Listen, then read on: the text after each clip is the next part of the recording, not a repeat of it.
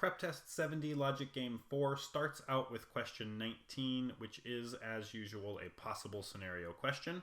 And normally we can use just the rules and walk through them one at a time.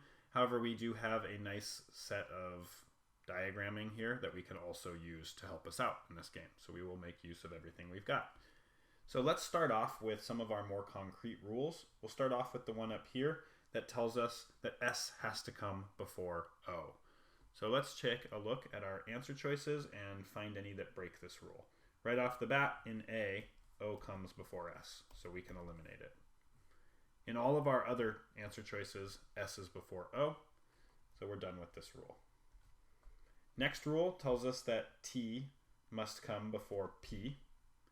And right off the bat in B, we see P first, so we can eliminate this. Everywhere else, T is before P. So we're done with that rule.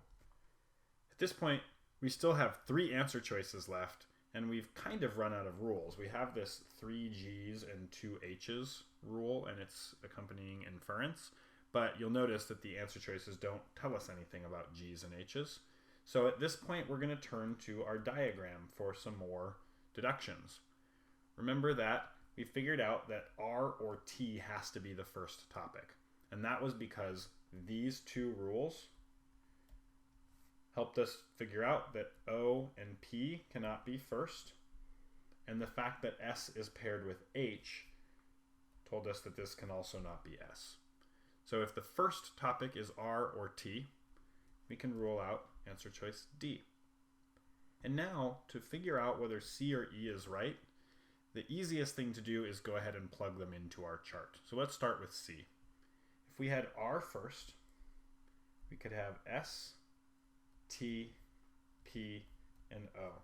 And when we plug that in, you'll notice that P gets assigned to site H. And one of our rules assigned P to site G. So this breaks our scenario. It breaks our diagram. Whereas if we plug E in, we get T, P, S, O, R, and we have not broken any of the assignments we've already given. So E is the answer we're looking for.